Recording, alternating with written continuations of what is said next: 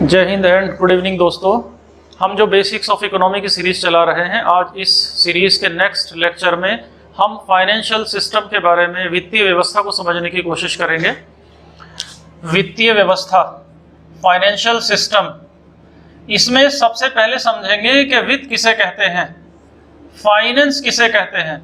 देखो, मुद्रा के उपयोग के अधिकार को वित्त कहते हैं। The right to use currency is known as finance.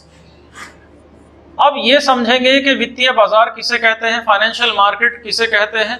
तो इकोनॉमिक्स की वह मार्केट जहां वित्त का लेन देन यानी पैसे का लेन देन ज्यादा वाले एरिया से कम वाले एरिया की तरफ किया जाता है, उसको वित्तीय बाजार कहते हैं, फाइनेंशियल मार्केट कहते हैं। इसका सबसे अच्छा एग्जांपल होगा बैंक से किसी व्यक्ति को दिया जाने वाला पैसा। बैंक अधिकता वाला क्षेत्र है यानी ज्यादा पैसा है, और व्यक्ति अभाव वाला क्षेत्र है यानी कमी वाला क्षेत्र है। तो वित्तीय बाजार क्या हो गया? वित्तीय बाजार हो गया अर्थव्यवस्था का वो बाजार जहां पैसे का लेन देन ज्यादा वाले क्षेत्र से कमी वाले क्षेत्र की तरफ किया जाता है। अब वित्तीय बाजार है दो टाइप का। फाइनेंशियल मार्केट दो टाइप की है। पहला है मुद्रा बाजार यानी मनी मार्केट, और दूसरा है पूंजी बाजार यानी कैपिटल मार्केट। मुद्रा बाजार जैसे बैंक, यहां पर पैसे का लेन देन शॉर्ट टर्म के लिए किया जाता है।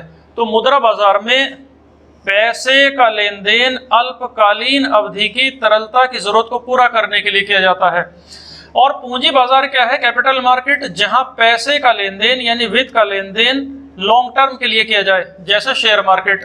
तो ये हमने समझ लिया कि वित्त बाजार दो टाइप का है, मुद्रा बाजार और पूंजी बाजार।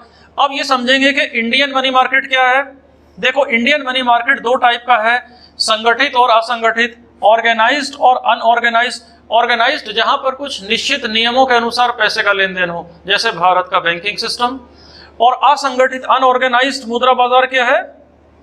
अनऑर्गेनाइज्ड जहां पर कोई नियम लागू नहीं होता, जैसे साहूकारों और जो देसी बैंकर्स हैं उनके द्वारा ब्याज के लिए जो पैसे की उधारी की जाती है, उसको असंगठित मुद्रा बाजार कहते हैं।